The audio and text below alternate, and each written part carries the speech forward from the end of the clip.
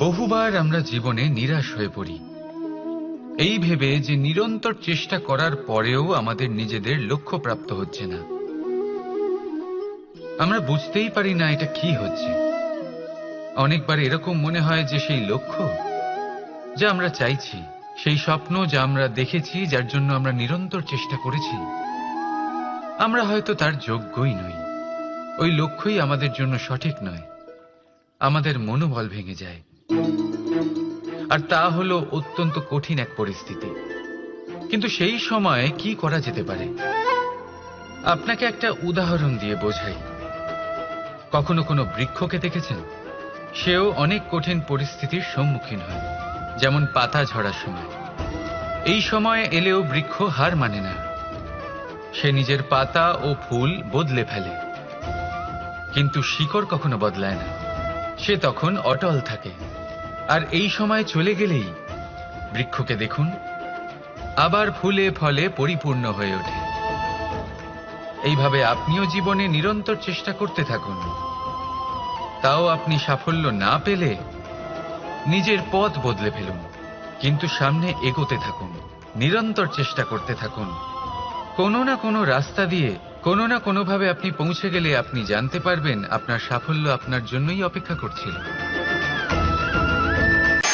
কখনো ঘোড়া আর তার ঘোড়সওয়ারিকে দেখেছেন? ঘোড়ার ডান এবং বাম দিকে যেন একটা পর্দা লাগানো থাকে। তার কারণ কি?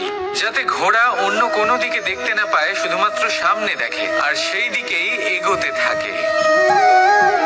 বলতে গেলে এটা খুব সাধারণ ব্যাপার, কিন্তু এর পেছনে খুব বড় এক বিজ্ঞান লুকিয়ে রয়েছে। আপনি যদি জীবনে নিজের লক্ষ্যে পৌঁছতে চান, তাহলে আপনাকে এদিক ওদিক তাকানো বন্ধ করতে হবে। শুধু সামনে নিজের লক্ষ্যের দিকে তাকিয়ে থাকতে হবে। তখনই জীবনে সাফল্য লাভ করবেন। ঘোড়া তো শুধুমাত্র এক পশু, তার উপরে লাগাম পরাতে হয়, চোখের ডান এবং বাম দিকে পর্দা পরিয়ে দেওয়া হয়। আপনি হলেন মানুষ, আপনাকে লাগাম কে পরাবে? কেউ না। এটা আপনাকে নিজেকেই করতে হবে। মনের গভীরে প্রবেশ করুন আর আবেগগুলিকে লাগাম পরান, তাদের নিয়ন্ত্রণ করতে শিখুন। আর নিজের দৃষ্টি সামনে, শুধু নিজের লক্ষ্যের দিকে। মনে রাখবেন, যদি আপনার দৃষ্টি শুধুমাত্র নিজের লক্ষ্যে থাকে, তাহলে লক্ষ্য ভেদ অবশ্যই করবেন। যদি একাগ্রতা এদিক ওদিক চলে যায়, তাহলে লক্ষ্য হারিয়ে যাবে। জীবনে শিখরে পৌঁছানোর জন্য মানুষের কি প্রয়োজন হয়ে থাকে? সিঁড়ির। কিন্তু তাও প্রত্যেক মানুষ, প্রত্যেক ব্যক্তি শিখরে পৌঁছতে পারেন না। এর কারণ কি? কারণ একটা হতে পারে যে মানুষ কল্পনা করতে থাকেন কিন্তু সিঁড়ি খুঁজে পান না। কিছু মানুষ খুঁজে নেন, কিন্তু তা পেয়ে এতটাই প্রসন্ন হয়ে যান যে তারপর আর কোনো কর্মই করেন না। খুব সোজা ব্যাপার।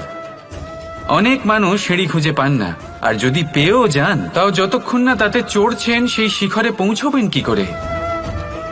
যতক্ষণ না আপনি পরিশ্রম করছেন, যতক্ষণ না সেই সিঁড়িতে আপনি চড়ছেন, যতক্ষণ না ক্লান্ত হচ্ছেন, আপনার পায়ে হাঁটুতে ব্যথা না হচ্ছে, ততক্ষণ এই শিখরে পৌঁছানোর সৌভাগ্য লাভ করতে পারবেন না। তাহলে কল্পনার সাথে কর্ম করুন, পরিকল্পনার সাথে পরিশ্রম করুন, সব কিছু পাবেন। আসুন আমার সাথে ভালোবেসে বলুন, রাধা রাধা।